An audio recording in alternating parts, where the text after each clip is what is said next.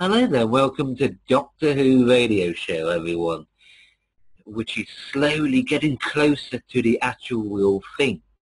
Series 8 or Season 8 of the first Peter Capaldi, one of many hopefully, first season as the 12th Doctor, or an amalgamation or whatever Moffat claimed he was. But as you all know, if the announcement that he would be at cinemas wasn't brilliant enough, we have so much more to experience if you're as lucky as Tim Keep to go and see not just simply at a cinema, but in Leicester Square in London, the home place of movie premieres. So how did you manage that? Feeling pretty pleased with myself. Yeah, well, Good. Well, we heard it was going to be going on, that they were going to be showing it in cinemas, the premiere on the 23rd. And it came up, I think, only yesterday, that they were going to be doing something in Leicester Square, and you're going to be having a 5-minute film of something from an upcoming DVD, which we don't know what it is, obviously. Some people are thinking that it's a minisode, some are thinking that it's going to be a missing episode, so that remains to be seen. And afterwards there's going to be a Q&A panel that's going to be transmitted or streamed live to some of the other cinemas that sort of support such doohickeys these days. Guests yet to be confirmed, but they say special guests. I would hope that given it's the season premiere and Capaldi's debut, that you're going to have the great fella himself in attendance. Holy smokes. Let's wait and see. So, I mean, for those that have missed out on the tour, because the tour, everyone's getting a sort of an advanced preview of that episode, and at each site they're having a Q&A. I suppose this is the idea of, I suppose, getting it out more to the general populace, really, apart from being a shameless cash-in as well. Damn right. I mean, it was a bit of a shock when I read all those details of what is basically really making the money you spend worth it. In your case, you've had to pay more than just perhaps £10. Well, that's it. When the tour tickets, I believe, were going out at about £10 to £12. The BFI tickets going out at £10 to £12. Obviously, this is less. Cinema prices up and down the country, there'll be regular cinema prices, I would presume.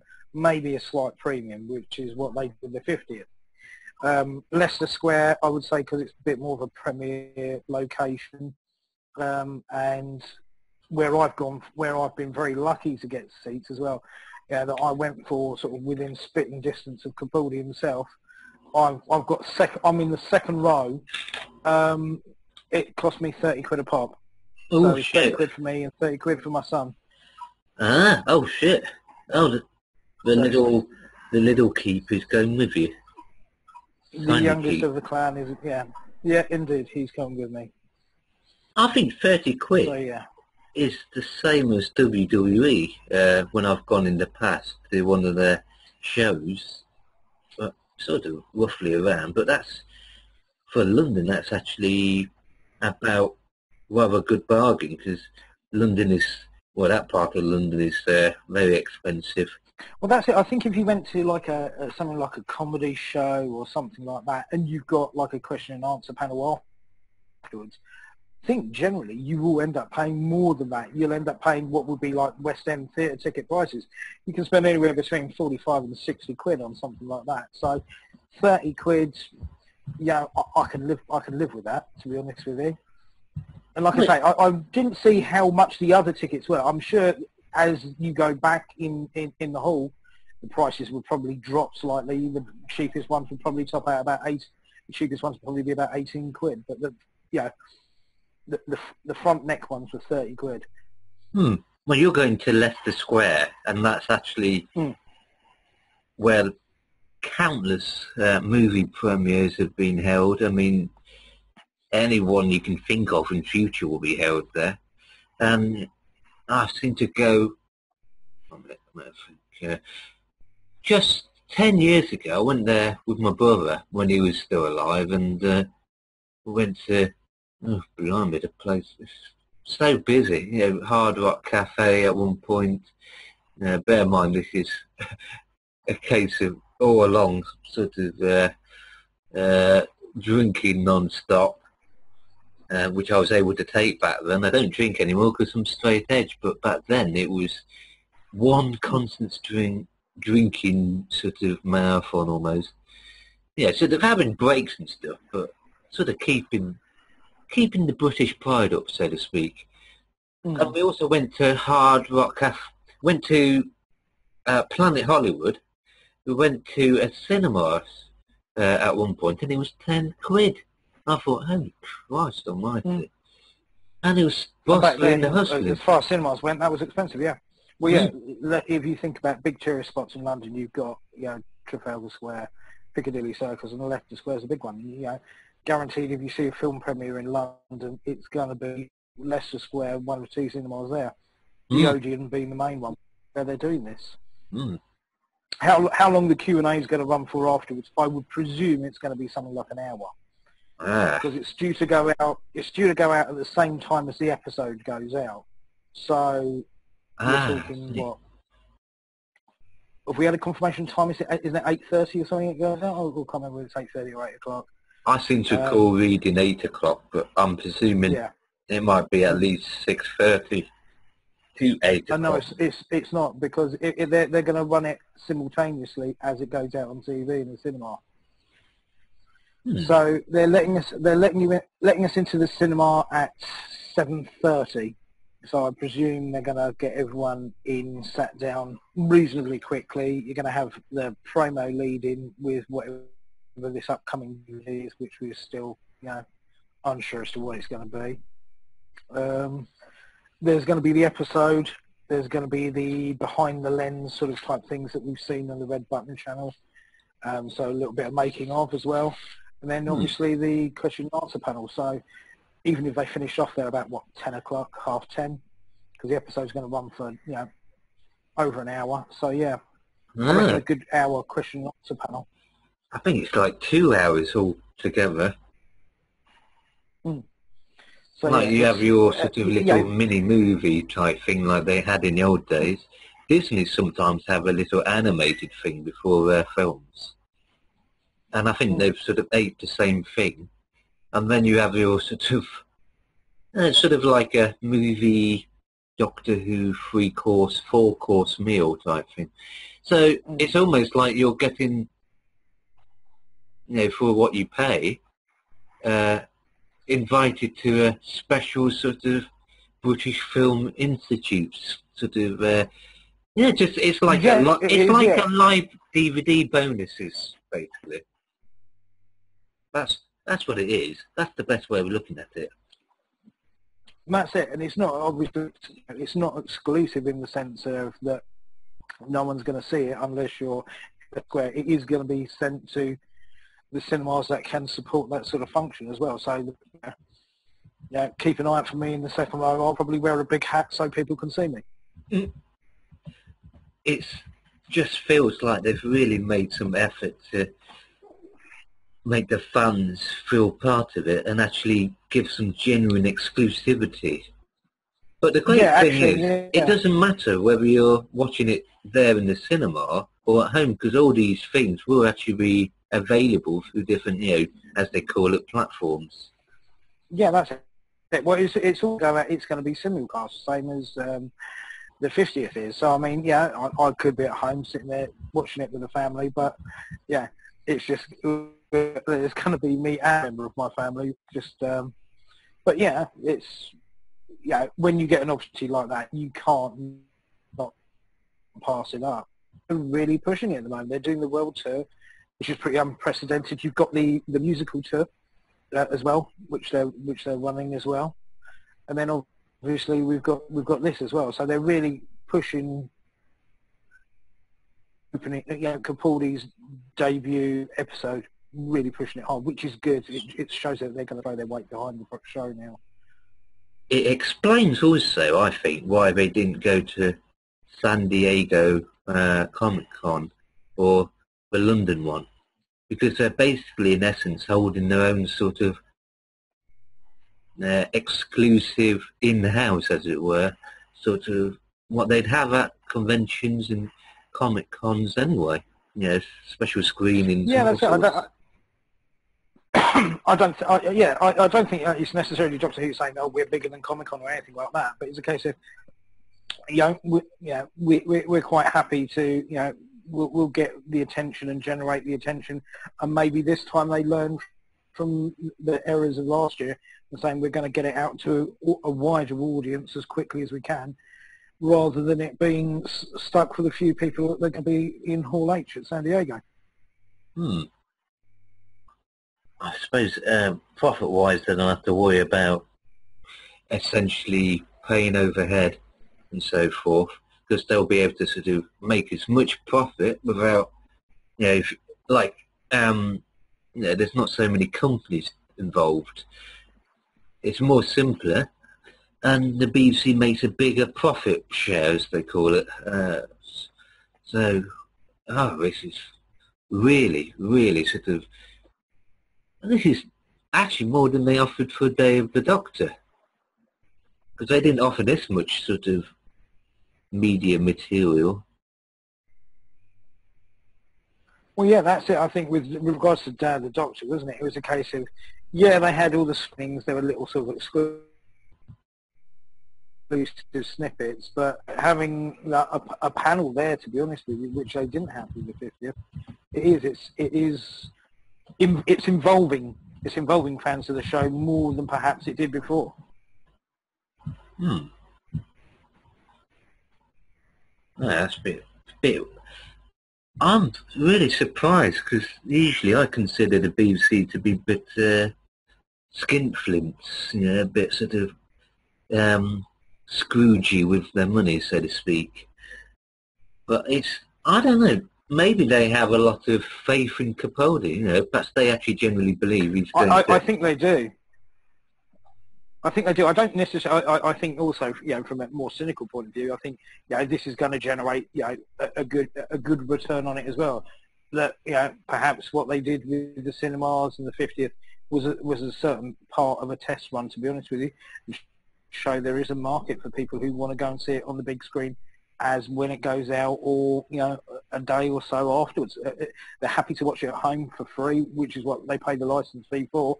But if they want to have the experience, sort of like the fully immersive cinema experience, they can do that, and they'll make the revenue from that as well. Sadly, it won't be ploughed back into the production of the show, but it will hopefully give it the longevity, the increased longevity, because they'll look to be making that return from it. They'll look to spend more time on the show, and maybe if they do have bigger demands in the future, they might be more likely to yield from it, because at the end of the day they'll get more from it ultimately. I wonder how much of this was Moffat's idea, because for all his sort of hit and miss, he is rather creative in this sort of area. I mean, you're not just getting the actual feature presentation, but you're getting a sort of appetizer, you're getting behind the scenes, you're getting an exclusive ability to, if not take part in the Q&A, at least watch it. Blimey. I mean, for your son and other, fathers, sons, mum, daughters, family, girlfriend, boyfriend, husband, sort of thing, it will be a lovely experience. And I think the great thing about Day of the Doctor, it was a fan experience. We're all part of the Doctor Who family, whether you're new or classic series. But let's be honest, the two series are virtually the same thing, and that was really nice. Yeah. Seeing all these, I felt a little bit self-conscious, because all these younger fans, younger women, which was a good thing, but bloody hell, it didn't also to make me realise perhaps I'm merely one of a few fish in a gigantic sort of Hoovian pond. Well, that's it. It's just, yeah, it is going to be interesting to see, how many people dress up. They are trying to make these sort of big things sort of maybe a bit more of a celebration now. So yeah, you will get people who will be dressed up, sort of the cosplay type thing that I think you've mentioned before. So yeah, certainly it's going to be fun and see what we see. Hmm. Do you think this model, as they call it in business, should be used more regularly or just for specific episodes or incidents, I certainly think with things like the season premiere or something like that, Hmm. I think, or certainly a new Doctor or everything like that, it's a good idea, definitely. So perhaps not for all the episodes, but something like the season premiere or a special or the Christmas special perhaps, or just simply perhaps they'll do the same thing again. I think there'd be good mileage in the season finale. Yeah, I definitely think a big season finale. I think, yeah, if it's going to be something pretty bombastic, Hmm. yeah, I don't think there's anything to stop doing that. If they build up to it and everything like that, I don't see why not. Christmas specials maybe not so much because they aim to go for people. Certainly, I think the BBC aim for people having in front of the TV at home with the family. But I think if there's a big enough finale, they'd definitely go for it. Bloody hell. I can see this. The only snag with David Doctor is that some people didn't think it was big as they could have made it. So with this, there would be a justification for making the budget just for, say, this story or another one where it's at the cinema. They could have a justification for making the budget bigger and a bit more grandiose. Yeah, well, that's it. I think that the 50th did it. It was a good testing ground for it. It's the first time I think they'd done something like it. Put it on the big screen, straight from the TV, and it was a success. The numbers and everything like that proved to be good. So that's why they went for it. To be honest with you, and decided to repeat it. It's bringing Doctor Who from outside of the internet and the chat rooms and all that stuff. And it's really, if you think about it, it's been going back since 2006 when they first had the BBC, Doctor Who proms, and then they had one in Australia, and then they had special screenings. So I think, oddly enough, Doctor Who has become a bit more fan interactive. I don't seem to recall other TV shows doing this at all. Not like this, not, actual proms where music and characters are invading the stage. And certainly not a world tour. I mean, they did something for X-Men, but not for as many years. I get the feeling that X-Men might have copied Doctor Who in this sort of way, and vice versa. Although, but it certainly makes it more worth your while. It makes it a big event. It makes it a celebration. It makes it something for kids to basically remember. It's like when you first see your first, when we first saw our first Christopher, the first Christopher Reeve's Superman, or the first Star Wars film, that sort of thing. Except you're sort of closer to the actors and producers. Interesting. That's it. I think now, I don't know, maybe I think most, as things have gone on through the years, so they've realised fandoms, it does carry financial rewards. There is a certain amount to be said now for fans actually being more proactive with regards to how the internet works and everything like that. That they have to involve them. They have to not necessarily answer to them, but there certainly has to be a bit more give and take, a bit more backwards and forwards exchange than it just be, this is what you're getting, if you don't like it, well, tough. Well, that'd be a good sort of byline on the Doctor Who website. If you don't like it, then tough. Um, Yeah. well, I'm rather chuffed. I'm rather pleased. I'm really surprised, and because older Doctor Who fans have a lack of trust towards the BBC, but this really does seem like they're thinking outside the box. But if you think about it, even before the series came back, you had things like Scream of Shelter and you know, that sort of adventure that was a red button thing for the 10th Doctor when it was at inside a family's house, and you had to get this bloody little git creature that was, disguising itself as one of the family. That was during the David Tennant era. So the BBC have been doing those sort of interactive things for years, and every so few years they've sort of increased. They've become more ambitious. So what could they do next? Perhaps in one of the past episodes I was with Michael Shannon in, I think it was Doctor Who Radio or something, we were sort of briefly discussing driving movies. Seems like the movies are making a comeback. They're trying to do more exciting things, bring a bit of the cinematic magic. And in the 60s, they did have a lot of TV shows appear as sort of, putting two episodes together as a proper movie type thing. So, so thanks to the Doctor, that's given the BBC some justification for being more adventurous.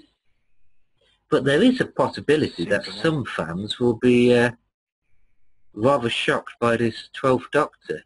There might be a few sort of stunned, Whovians, like there were, stunned people during Empire Strike Back when he said, "No, Luke, I am your father." That sort of, pin drops type moment. You think that's possible, or? I definitely think so. I mean, sort of David Tennant fangirls choking on their popcorn or something. I think, it will be. It'd be. I want to see what the reactions are going to be at the end of it, to be honest with you, because most people who will have watched the leaked videos, will they bother going to the cinema? Unlikely. They'll probably watch the finished product at home. I'm going to be seeing it green for the first time. I haven't read the scripts. I haven't watched any sort of downloads. So I'm going to be watching them there. I hope that there'll be a standing ovation. I think it will, and I think it will shock people, and I just can't wait. I really cannot wait. We're just into August now. Really, we're 3 weeks away. August the 23rd, which is almost the same month of the very first broadcast date of Doctor Who. This is a new beginning, so in a sense, this is the beginning of a new life cycle, the first Doctor of, the second life cycles. So, really, if you think about it, it is a big event. It's almost like they're launching a brand new series, bizarrely enough. But no David Tennant in this. But he's already had tons of bloody publicity, Capaldi. I mean, the reactions, even the most cynical fans are generally sort of tingling, You're hard pushed to find a science fiction or even a film magazine that you're not seeing Capaldi in at the moment, because obviously he's a recognised and well-known actor in many fields. That you've got not only the Doctor Who magazine now, you've got the SFX magazine. There's the I think it's about 4 pages he's got in the new Empire magazine, which is principally it's movie magazine. But they've given that over to Doctor Who, which is a TV show. But so that shows the weight that Capaldi carries. Well, but the thing is now, obviously, it's that it's garnishing that much respect and credence from people who may have previously just ignored it. So you've got or trying to cancel it. Yeah, you've got Ben Wheatley, who's a new, quite a popular director. Although he's only done a few feature films and more known in the UK, he's done the first 2 episodes. Yeah, obviously the Peter Jackson thing now. Oh, Yeah, holy the Peter crap. Jackson thing is floating around. So its star is definitely on the rise, and I think that's it. Going with Capaldi, even even though they're going for an older Doctor, they're injecting new life into the series. And then there's the Doctor himself, he's had, just like John Pertwee, one hell of a busy, adventurous life. He's an actor, director, writer, Oscar winner. Pertwee was in the Second World War, like Patrick Troughton. He had a love for motorbikes. Pertwee was actually a spy. He actually did some spying during World War II. And just like him, Capaldi, who is hugely influenced by the Third Doctor, which is plainly obvious. Capaldi has had one hell of a adventurous life. It's kind of staggering, really. Oh, boys, if you've, it's just like the Fourth Doctor. Just after you'd seen the first 3 Doctors, you thought you'd seen it all. The show just gets better and better, and the same with this era. Going to levels, breaking the barriers of time and space, popularity and media domination, if you like. No sexual innuendos there. And, oh, smokes. Bloody hell. Quite simply now, Doctor Who, if you're, all these magazines, if they don't report Doctor Who, then they're not with the in crowd, like the mums and poppers used to say. Yeah. Well, If we thought the show was in a healthy state, up until now, I think we're going into a golden age, to be honest with you. The real golden age, or just simply a new one? The age of Capaldi. Holy smokes. I also get the feeling that with this, Moffat is creating his Doctor, because I feel that he perhaps didn't quite get to shake things up. I think that's what Capaldi said in an interview. Season 8 was a case of having to shake things up. So in that theatre, when we see it in front of the big silver screen, there might be some fans who will be absolutely loving this new, dangerous, unpredictable, throw all the rules out, so to speak, Doctor. But there might be some fans, old and classic, old and classic don't think really, but classic and new who might be, wouldn't that be big irony? Classic Doctor Who fans and new Who fans would both be shocked and perhaps even angered by some of the changes. Which would I think what might be good, what I'm hoping for with Capaldi as well, is that, to be honest with you, I don't think we've heard many people being fans of the newest series or the classic saying that they dislike the choice of Peter Capaldi. He could be a unifying force, which would be a fantastic thing. That the stylistic and what they're doing, that you could unite the 2 camps of Who. To be honest with you. Brilliant. So I think it will be a shocking reinvention of Doctor Who in some respects. The 6th Doctor, they tried to make the character more, unpredictable and less fan-friendly. So bizarrely, they might finally be getting there. And there's the suggestion this is a Doctor who's close to becoming the Valeyard or on the path, but we've heard that before. So any final words, Mr. Tim Keep? Can't wait till the 23rd. I consider myself extremely lucky, and thank you to my very considerate family who were very helpful in acquiring me my things today. And a new Dawn, a New Age is coming, and it is going to be fantastic. And I don't think anyone who's in the Whovian community can wait. It's all on the 23rd. This is going to be brilliant. So there we have it, everyone. I'm actually soon to see this wonderful kickstart, this regeneration of the series itself, and a classic by all accounts.